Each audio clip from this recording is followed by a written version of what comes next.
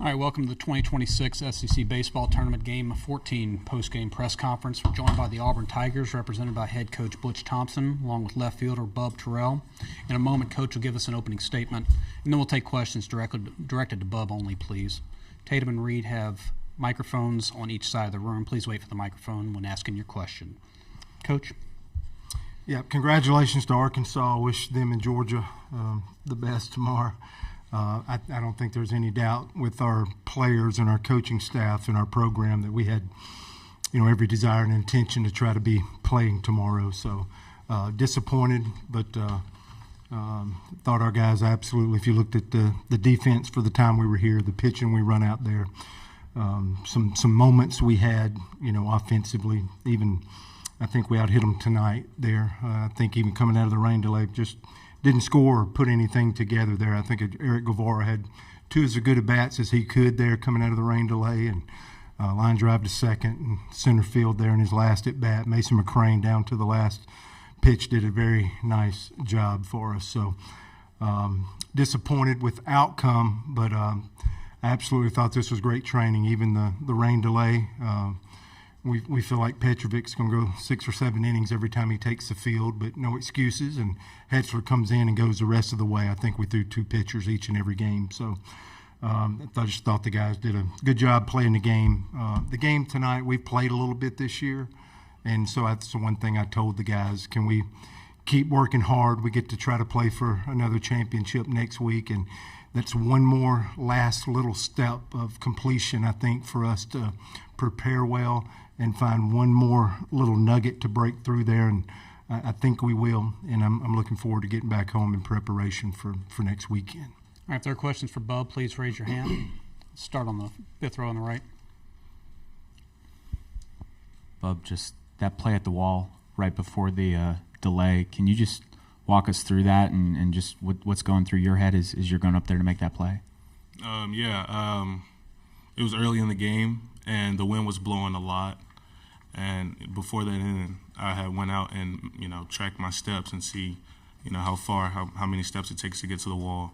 And, that's a routine as Gabe lets us do. And, I went up to the wall and I caught it. Thank God, because it was definitely going over. Next one for Bub. On the left side. Yeah, Bob, also hitting that home run earlier after with everything else going on, how do you just feel like, just for you offensively, and what did that Florida series mean early in the season for you to just spark and probably catch the eyes of many major league scouts in the future? Yeah, that was a big step in this season for me, struggling. And I feel like that was probably the most I was struggling, I feel like. And, getting pitch hit, probably the most brutal thing it feels, honestly. And, just having a steady head. BT, he came to me the next game, actually, and he asked me, was I okay? And I told him I was mentally ready. And I feel like if I keep that mindset going on, I'll be pretty good. More for Bub in the center of the room. Bub, when you knew you had it and you brought it back, what was that feeling like to know that you'd saved your team 2 runs there? It felt amazing. With the pitching staff we have, if we save any run, I feel like they can go the distance, and that's exactly what it felt like. More for Bub? If not, Bub, thanks for your time tonight. Good luck the rest of the way. Yes, sir. Thank you. Thank you, guys. If there are questions for Coach, please raise your hand. Let's start on the right, front row. Yeah, Coach, Ryder Helfrich's had a lot of success against your team. What did you see on that pitch to him tonight, and what makes him so difficult to get out? I just think he's a winning ball player. Maybe we see guys all around here that are kind of potential MLB players someday. I think of him, and I think we might have a couple. I think of Grahoviak for A&M, and I just go around the league and say that. So that's what good players do. We were 15 over 2 strikeout to walk tonight, and we made a commitment to shove the ball in the strike zone. We've actually lost a game earlier this year.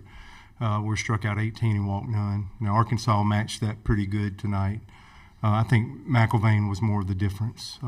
But you absolutely look, he hits a home run. So whatever you do is like it's Helfrich. And we were absolutely targeting him because he's played great against us his whole career. But the 3-2, 2-1, we have a job to do as pitchers, and I think we just made a pitch we would love to have back in that situation. He has a knack for that moment. And then the other RBI was Kazil with 2 strikes, and he hit a ball where we were trying not to throw him a strike as much as how hot as he's been. So he's chased us below, gets a fastball up. Just your best players need to play really good this time of year, and that's what it comes down to, the ball game. Bub hit our first home run, and I really keyed in on the Guevara 2 at-bats, where this was one of those nights where it just didn't work. If his is a little more toward left field, I think we got a shot. I think the ball he hit to second base was as hard as you could hit a baseball in the moment. And, so they got that one more big swing in tonight, but I always look where we had a couple more hits than they did, and it just went at them a little bit tonight. But I wouldn't take anything away from Helfrich there, especially with nobody on, and thinking about the situations where you would do something. Maybe Kozil's hotter in the moment, and what you would do with those 2 guys, and that's why we kept pitching to Kozil, is out of respect for Helfrich, actually. On the right side, third row. But you got 5 out of hits. What did you see from him, and did you think if you had gotten to the 10th, you could have sent him out there for one more? He was at 70. I would imagine that's his biggest pitch count. If we would have tied it, I think they had 2 lefties up. The part of their lineup was Rutenbar, Robinette were the 2 lefties coming up. We were probably going to Abe Chancellor there because we got to that 70 mark and thought that was the longest outing of the year for him. So that was probably the plan that we were talking about in the dugout. If we would have tied and went to the 10th inning, we had Chancellor and Kulik. We had a lefty and a righty both ready to come into the ball game. So that's where we were in the lineup, and that's probably what we'd have done if we'd have tried it back out there for a 10th inning. Left side. Coach, just taking 2 out of 3 from Arkansas in April, what were just the adjustments that you felt on some scouting evaluation for tonight, and just what you feel that in preparation you have towards next week in the regionals? Yeah, I just think we've got some of the best training. I hear all the other coaches talk about how hard their schedule and all that's been. I would fall in line with that.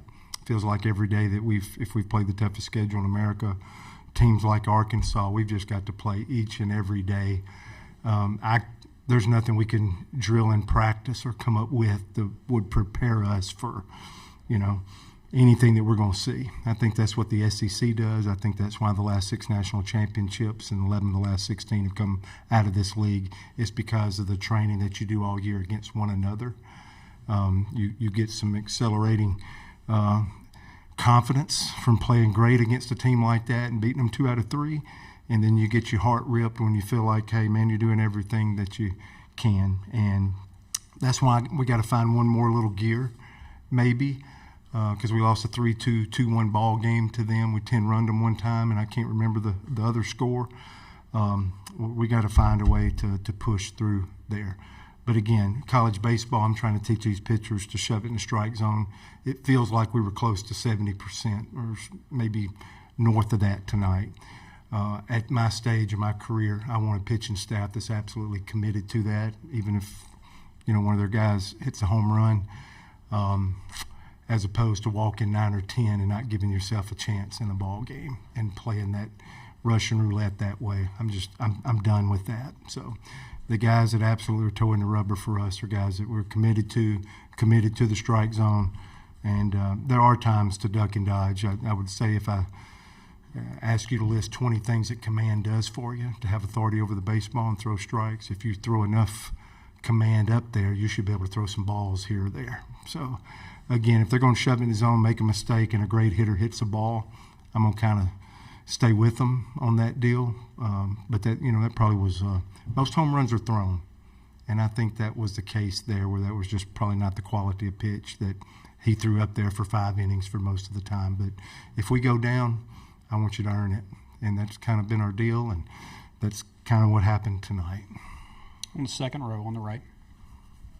But you talked about 5 weeks for your team to finish the season and then kind of reset. What's your message now as you reset again now and get ready to hear your name called on Monday and then start the postseason process? Yeah, this week we're shooting for a championship and we fell short. And next week we prepare and do the same things and see if we can't just find a little bit, the power of one more little thing to put in for another opportunity to win a championship. And then, this one has the ultimate consequences. So if you don't win this championship this next week, that's the end of the road. So I think we all know that we have a desire, and it's possible for us to make it to Omaha and make a push. I believe that because I believe with our pitching staff, every day we roll out on the field, we got a chance to win. That's a good feeling as a coach. But, you can't come up short next week. You don't get a chance to advance. So a lot of the same things we did this week, because I liked a lot of things we did this week. I thought we were ready to play baseball. So a lot of that, just understanding the consequences of, not moving or accelerating or winning next week. And that's the other reason why I like this tournament. This is single elimination. So you can see it with the coaches and what they're doing. And, us going right to Hetzler instead of trying to piece something together in a 1-0 ball game. This is an elimination game. You're going to put your best guys out there in those moments. And, our at-bats deteriorated a little bit, but we still had a couple of good barrels. We just couldn't put them together against McIlvain, and credit to him. Two more for Coach, back right. Butch, I wanted to ask you about Bristol. The last two nights seemed like he had a bit of an impact as a bottom of the order kind of lineup flipper, but just when he gets on, but he got some balls to the outfield, got a double, another single or so tonight, worked away around. I think they actually put Freilich on one time and got Bingaman to the plate, who had a home run last night, and got a single later on, but worked for them. But he divides mindset and does a great job. And the last 2 days is what we need him to be moving forward. I think it lengthens our lineup a little bit. I thought Belza reached the first 2 times last night. I thought that was positive for us as well. So we do have to create some length. You see us, we moved Rembert back to the leadoff, so there's always still the little tinkering. What can we do with what we did this week, moving into next week, that can maybe help us get on a roll? We liked a lot of the features that we did this week, and we'll evaluate that and see the best way to go. But Bristol being on the field is and playing like that the last 2 nights, it definitely helps our ball club. Last one for Coach. But you talked about this team and playing so many freshmen and sophomores, but have you seen them take some steps forward in maturity and mental toughness over the last 3, 4, 5 weeks? Yeah, especially the one you were just interviewing right here. Bub, from the time he's hit campus in 2 years, how much where he started as an outfielder is what I was thinking about as he's answering that question. And I did ask Gabe, I was like, what did Bub say about that play? And I wrote it down. He said, I knew where I was. And I think that's why he was talking about the steps. He actually explained it for us. But the answer I got back is I knew where I was. And I thought that was an increasingly difficult catch for me, one of the best I can remember in a while, because a lot of times those balls hang up or the wind's kind of blowing in. It gives them a chance to get there. That ball started pushing, and it was going out, and he absolutely – I'm convicted that I believe the statement. He knew where he was because he timed the jump and a ball still pushing out of the ballpark, and it was an amazing, amazing catch. Well, Coach, thanks for your time tonight. Yeah. Good luck the rest of the way. Thank you.